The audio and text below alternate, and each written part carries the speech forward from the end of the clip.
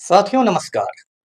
पटना बिहार से मैं Amitabh Kumar Das, IPS 94 batch, और आप देख रहे हैं मेरा अपना यूट्यूब चैनल दास बोले बिंदास। साथियों, इस चैनल में मैं आपको ऐसी जानकारियां भी देता हूं जिनको जानना जरूरी है, लेकिन जिनको ज्यादातर लोग नहीं जानते। आज मैं आपको एक बहुत दिलचस्प शख्स के बारे में बताऊंगा जिनके किस्से पूरी दुनिया में मशहूर हैं। उस शख्स का नाम है मुल्ला नसरुद्दीन। ये बहुत रोचक और ज्ञानवर्धक वीडियो है, इसे आखिर तक दिल थाम कर देखिए। साथियों, मुल्ला नसरुद्दीन 13वीं सदी के रहने वाले थे और उनका जन्म हुआ था तुर्की में। साथियों, तुर्की जो है वो एशिया का एक देश है, लेकिन बिल्कुल यूरोप की सीमा से लगा हुआ है, इसलिए उसे एशिया माइनर भी कहते हैं। उसको आप आधा यूरोप और आधा एशियाई देश मान सकते हैं। तुर्की की राजधानी जो है वो है अंकारा, लेकिन तुर्की का सबसे बड़ा शहर है इस्तांबुल। और एक समय में तुर्की जो है वो ओटोमान साम्राज्य का केंद्र रहा था। इसी तुर्की में मुल्ला नसरुद्दीन का जन्म हुआ था और वे एक छोटे से गांव में रहते थे।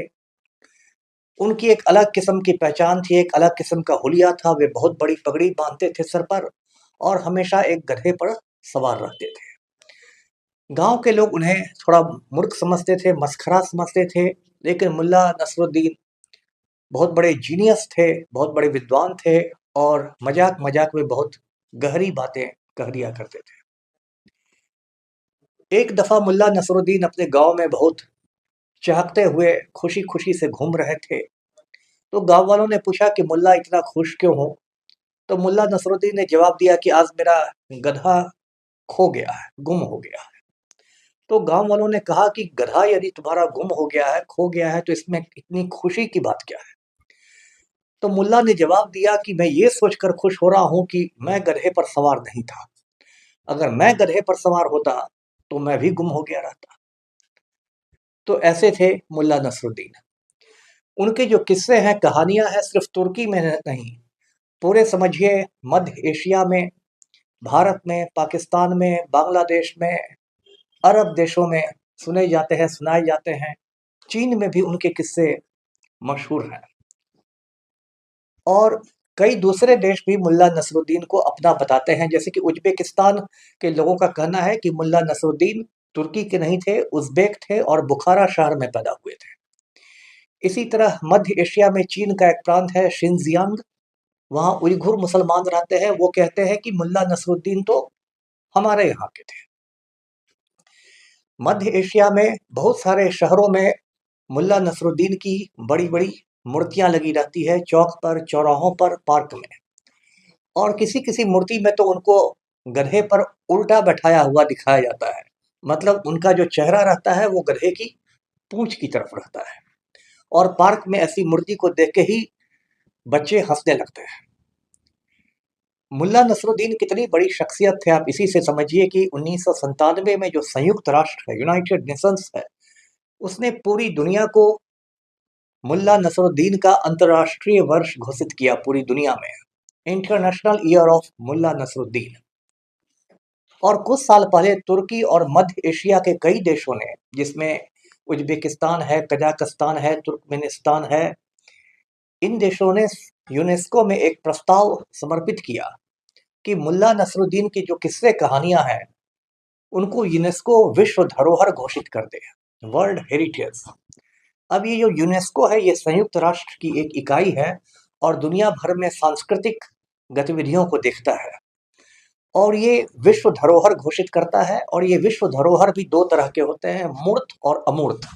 मूर्त विश्व धरोहर किसी इमारत को घोषित किया जा सकता है, जैसे ताजमहल को या फिर कुतुब मीनार को या इस तरह की किसी इमारत को।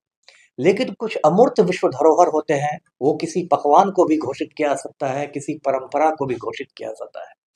जैसे लखनऊ के जो कबाब हैं वो भी यूनेस्को के विश्व धरोहर है, लखनऊ का जो आदाब है वो भी यूनेस्को का विश्व धरोहर है। तो बहुत सारे देशों ने यूनेस्को में प्रस्ताव समर्पित किया है कि मुल्ला नसरुद्दीन के किस्से कहानियों को यूनेस्को विश्व धरोहरों की सूची में शामिल करे। साथियों, ये जो मुल्ला नसरुद्दीन है, इनके किस्से आचार्य रजनीश को बहुत पसंद थे। आप जानते हैं आचार्य रजनीश, जिन्हें ओशो भी कहते हैं, वो एक बहुत बड़े भारतीय दार्शनिक थे और ओशो के प्रवचन जो हैं वो बहुत पॉपुलर हैं। आप भी उन्हें यूट्यूब पर जाकर सुन सकते हैं।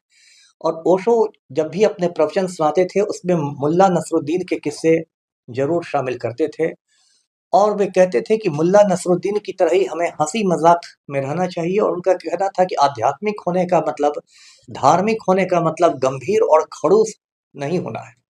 और ओशो का मानना था कि यदि ईश्वर में आप विश्वास करते हैं, तो ईश्वर के साथ भी आपका हँसी-मज़ाक का रिश्ता होना चाहिए। और भारत में मुल्ला नसरुद्दीन को पॉपुलर बनाने में, लोकप्रिय बनाने में ओशो का भी बहुत बड़ा योगदान है। साथियों, मुल्ला नसरुद्दीन के बारे में बताते समय मैं आपको याद दिला दूँ कि 1990 के दशक में जब भारत में सिर्फ एक टीवी चैनल हुआ करता था, दूरदर्शन, तो दूरदर्शन पर रात में 9 बजे के आसपास एक सीरियल आता था मुल्ला नसरुद्दीन पर। मुल्ला नसरुद्दीन सीरियल में ज़ोहरा सहगल जो एक बहुत पुरानी अभिनेत्री थी, वो मुल्ला नसरुद्दीन की कहानियाँ सुनाया करती थी और रघुवीर यादव जो एक बहुत ही मजे हुए कलाकार हैं, वो मुल्ला नसरुद्दीन का किरदार निभाया करते थे। दूरदर्शन के उस सीरियल की वजह से मुल्ला नसरुद्दीन भारत के समझिए घर-घर में पहुँच गए थे। साथियों, हम लोग बचपन से इस तरह के बहुत सारे लोगों के किस्से सुनते आए हैं, हँसी-मज़ाक वाले किस्से। हर संस्कृति में कोई मज़ाकिया व्यक्ति होता है, जैसे मिथिला में गोनू झा की कहानियाँ होती हैं, मैं बचपन में अपनी दादी से बहुत सुनता था। फिर पूरे भारत में बीरबल के किस्से सुनाए जाते हैं, फिर तेनालीराम के किस्से होते हैं, गोपाल भांड के किस्से होते हैं। लेकिन मुल्ला नसरुद्दीन की एक खासियत है कि वो सिर्फ स्थानीय स्तर पर या राष्ट्रीय स्तर पर नहीं, बल्कि पूरे अंतर्राष्ट्रीय स्तर पर, पूरे विश्व पटल पर लोग उनको जानते थे। जाते-आते एक और कहानी मैं बता दूँ मुल्ला नसरुद्दीन की। मुल्ला नसरुद्दीन गधे पर सवार थे और उनका गधा बहुत तेज़ी से दौड़ते हुए बाज़ार में जा रहा था। लोगों ने कहा कि मुल्ला, किस बात की हड़बड़ी है तुम्हें? तो मुल्ला ने जवाब दिया कि मुझे भी नहीं मालूम, गधे से ही पूछना पड़ेगा। तो आज का वीडियो यहीं तक था। वीडियो को लाइक कीजिए, शेयर कीजिए और चैनल को सब्सक्राइब कीजिए। धन्यवाद। जय हिंद।